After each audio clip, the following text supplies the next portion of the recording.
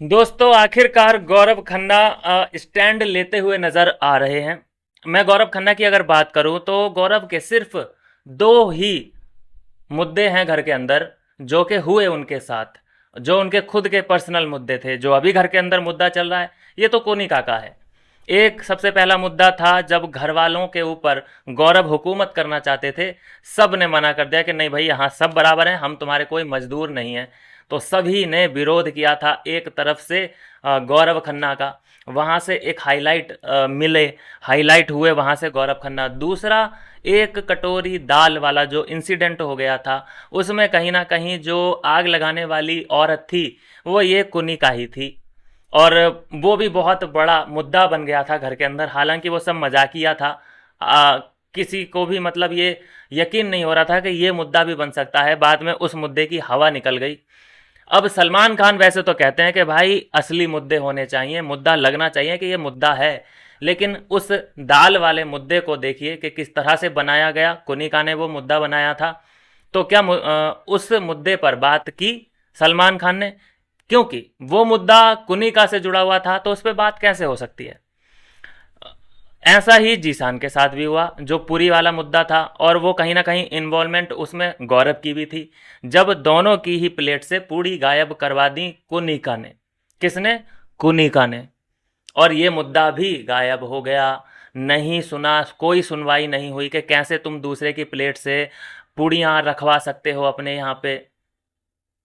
तो ऐसा मैं देख रहा हूं दोस्तों कि जो मुद्दा कुनिका से जुड़ा हुआ है, जिसमें कुनिका नेगेटिव दिख रही है, वो मुद्दे वीकेंड के वार पे डिस्कस ही नहीं किए जा रहे हैं।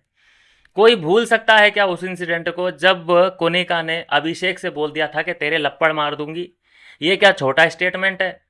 ये इसलिए छोटा लग रहा है क्योंकि कुनिका अभिषेक से बोल रही है कि मैं तेरे लप्पड़ मार दूंगी।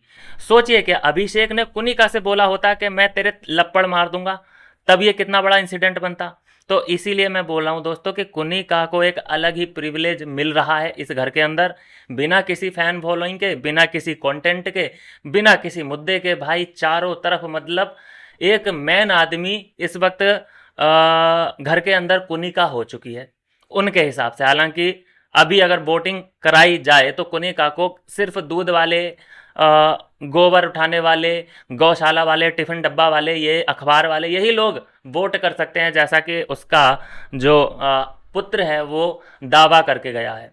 बाकी बिग बॉस ऑडियंस तो उसे घास तक ना डाले, वोट डालना तो बहुत ही दूर की बात है। तो मैं बात कर रहा था दोस्तों, गौरव खन्ना यहाँ पे पूरी भड़ास निकालते हुए दिखाई दिए हैं।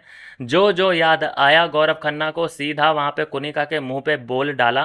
क्योंकि टास्क वो अभी तक चालू है, जो काउंटिंग वाला टास्क है, और उसी टास्क के दौरान ये सभी इंसिडेंट सामने आ रहे हैं।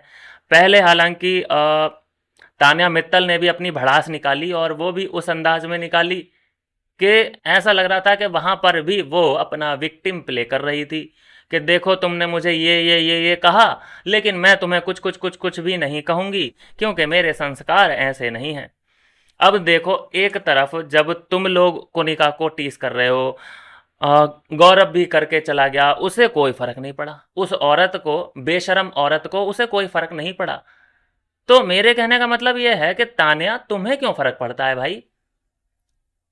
क्योंकि फर्क पड़ना और ना पड़ना वो तुम्हारे ऊपर है। अगर तुम किसी पत्थर में अपना सर मारोगे, पत्थर है तगड़ा सा, और उसमें तुम अपना सर दे के मारोगे, क्या पत्थर पे कोई फर्क पड़ने वाला है?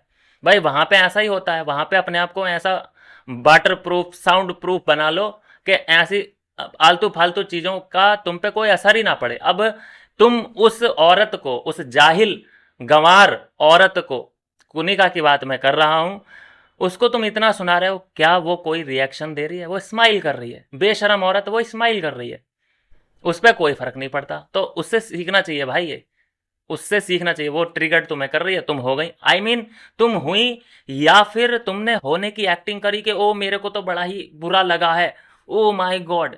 तो ये बिग बॉस में नहीं चलता है, इसे बिग बॉस में बोला जाता है विक्टिम प्ले करना। और आज ये रोई तान्या मित्तल। अब मान के चलिए कि ऐसा ही कोई इंसिडेंट और हो जाता है इसके साथ, कोई और भी इसको बोल देता है कुछ कुछ पर्सनल बातें, और ये फिर से रोने बैठ जाती है, तो क्या कोई तान्या मित्तल के साथ खड़ा होगा? कोई नहीं होगा, सब समझ जाएंगे कि हाँ ये क्या ड्रामा चल रहा है इसका, ये तो जरा जरा सी बात पे रूस जा रही है, जरा जरा सी बात पे ये आंसू बहा दे रही है। भाई आंसुओं की कीमत तब तक होती है कि सिर्फ एक या दो बार किसी के आंसू निकले तो समझ में आता है, लेकिन जिसका कैरेक्टर ही आंसुओं वाला है, हाँ, तो फिर उस पे कौन ही यकीन करेगा। तो ये चीज़ें समझनी पड़ेंगी तान्या मित्तल को भी, घर वालों को भी, कि भाई तान्या मित्तल का गेम ही ये है, वो चाहती ही ये है कि लोग मुझे परेशान करें, मैं रोऊं, बस यही मेरा गेम है। और बताओ उसका गेम क्या है, मुद्दा क्या है? कोई कुछ नहीं मुद्दा है, उसका मुद्दा ही ये है कि ये घर वाले मुझे परेशान कर रहे हैं, ये सभी घर वालों का कंटेंट मुझसे ही बन रहा है, सब घर वाले कोने कोने में जाके सिर्फ मेरे बारे में ही बातचीत करते हैं, उसका तो ये फितूर है दिमाग का। अब बताइए कोई इलाज है इस बात का? और कुनिका को देखिए कि कुनिका को किसी से कोई शिकायत नहीं है, कि सब घर वाले उसके पीछे पड़े हैं, सब ने सुनाया उसको, कोई किसी से शिकायत करी उसने? और वो स्ट्रांग दिख रही है, सभी घर वाले उसे सुनाने के लिए वहां गेट पे खड़े हैं, सब अपनी अपनी बारी का इंतजार कर रहे हैं कि हम कुनिका से ये बोलेंगे, वो बोलेंगे। कोई कुछ भी बोले, मुझे नहीं लगता कि कुनिका पे कोई भी असर इन सब बातों का होने वाला है। तो या तो तान्या सुधर जाए, और ऐसे ही अगर विक्टिम प्ले करती रही, ऐसे ही आंसू बहाती रही, तो एक दिन ऐसा आ जाएगा कि इसके आंसुओं की वैल्यू खत्म हो जाएगी, जीरो हो जाएगी, और इरिटेशन और होने लग जाएगी इसके आंसुओं से। क्या लगता है दोस्तों इसमें? आपका अपनी भी राय आप ज़रूर मुझे दीजिए, और चैनल को सब्सक्राइब करते रहिए। मिलते हैं नेक्स्ट वीडियो में नई अपडेट के साथ।